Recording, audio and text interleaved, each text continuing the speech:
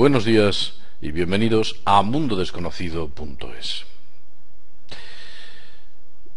Cuando un amigo se acerca a mí, está interesado en algunos de los temas en los que tratamos en Mundo Desconocido, o cuando alguien en un congreso se acerca después de dar una ponencia, o en no pocas entrevistas de radio, me suelen hacer una pregunta. Me dicen que yo soy un teórico de la conspiración, una persona que estudia las conspiraciones. Por definición, la conspiración es un grupo de dos o más personas que trazan un plan secreto para perjudicar a otra u otras personas. Eso sería una definición bastante enciclopédica.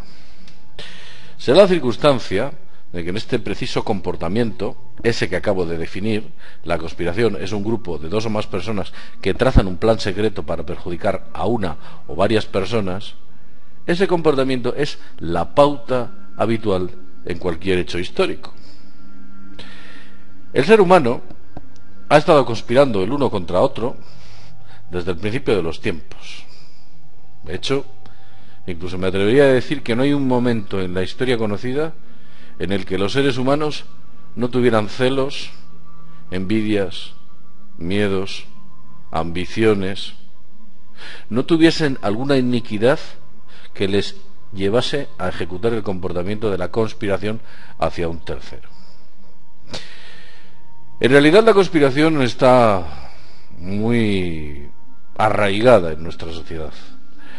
Tanto es el arraigo que los árboles nos impiden ver el bosque. Tan grande es la conspiración que somos incapaces de verla aunque nos esté dando en la cara.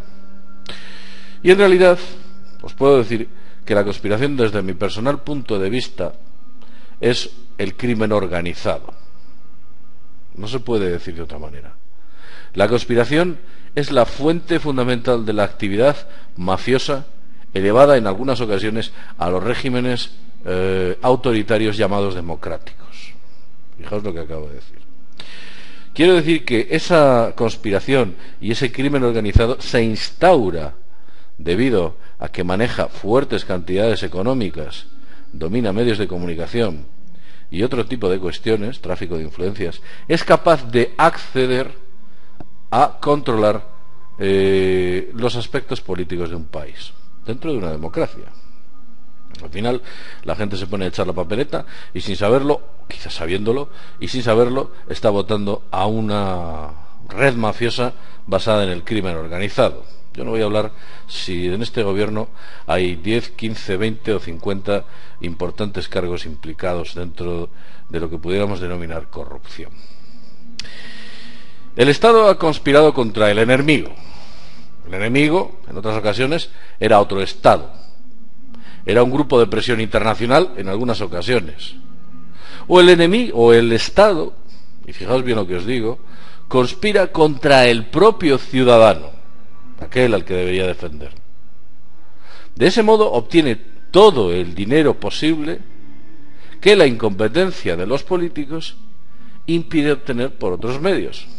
En realidad no son incompetentes, saben perfectamente qué están haciendo cuando hacen una u otra operación, pese a que en los tribunales y delante de su señoría a muchos de estos elementos y a muchos de estos sujetos de sexo masculino y femenino se hagan los locos y digan: pues es que yo no sabía, yo no quería, no recuerdo, no sé usted de qué me está hablando o no sé qué es lo que me está diciendo. En realidad tienen una mente muy frágil y una memoria muy débil, pero desde luego sus actos y fechorías tienen un calado importante. Veréis, hay una figura importante que camina por las calles, cerca de usted y cerca de mí y cerca de todos. Es una figura muy peculiar y es una persona que tiene un nexo común con un montón de personas, son una gran mayoría. Esa gran mayoría, que están en todas las partes, están en el trabajo, en las escuelas, en las tiendas, en las calles, por supuesto están en la televisión, te los encuentras en los centros comerciales. Esas personas de los que estoy hablando son los llamados teóricos de la no conspiración. Sus argumentos y sus coartadas son precisamente los que utilizan los conspiradores para intentar eludir las responsabilidades de sus actos o fechorías dentro del crimen organizado. No piensen que son pocos. No piensen que teóricos de la no conspiración son 4. No. Son un montón. Son muchísimos más que aquellos que dudamos que la versión oficial es muy poco sólida y que lo único que hace es intentar maquillar una actividad criminal.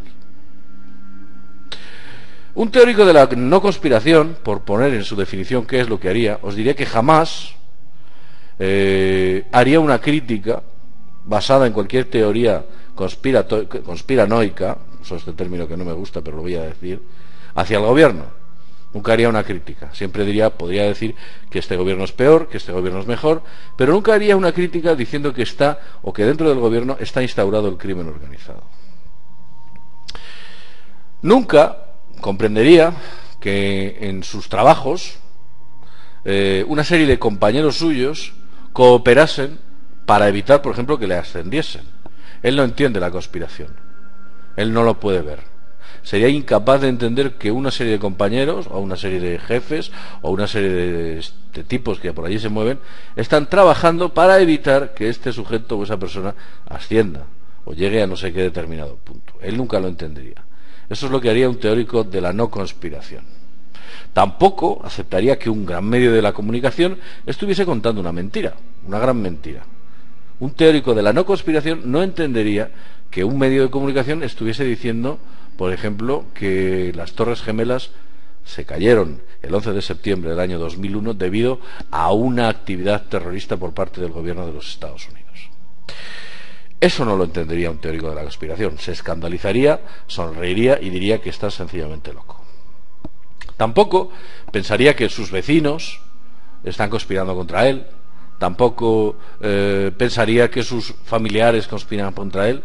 Tendría una actitud relativamente inocente dentro de lo que es la sociedad, que le impediría ver tal vez la realidad intrínseca de la misma. Como ya hemos dicho antes, la conspiración está prácticamente todos los actos que van adscritos a iniquidades humanas y, por supuesto, el crimen.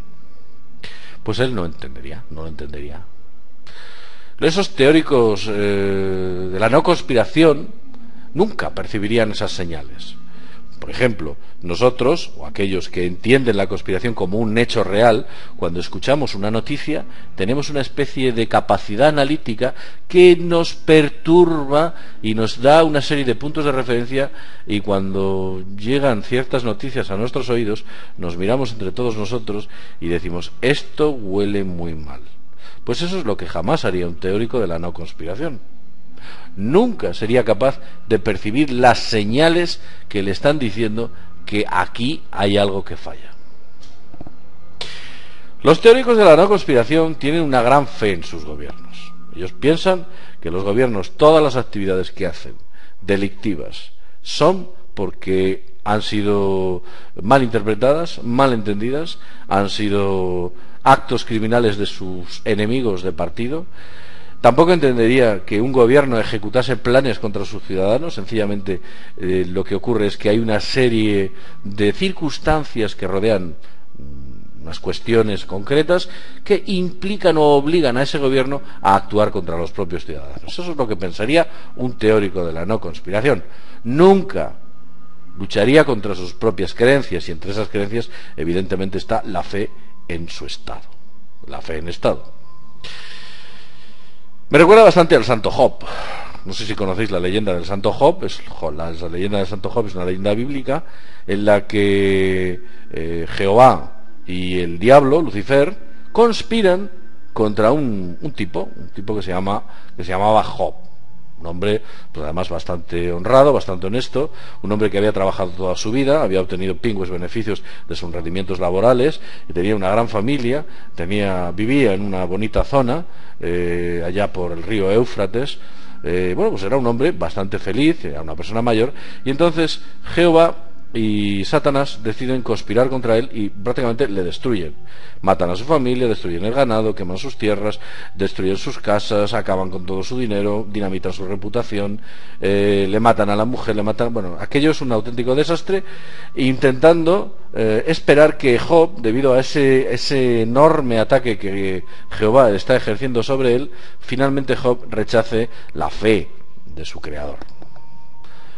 Por poneros a acabar la historia, os diré que Job, pues se mantiene en sus 13, piensa que no es una conspiración, sigue pensando que Jehová es el máximo salvador y dador de vida y Dios del universo único, y por eso pues Jehová decide devolverle todo aquello que le había quitado. Imaginaos que Dios más simpático, que sencillamente se lo pasa en grande jugando y disfrutando a conspirar con Satanás contra uno de sus mejores discípulos. Pero bueno, vamos a centrarnos en la idea y deciros que los teóricos de la no conspiración nunca dedican a analizar un minuto aquellas pruebas que les muestres.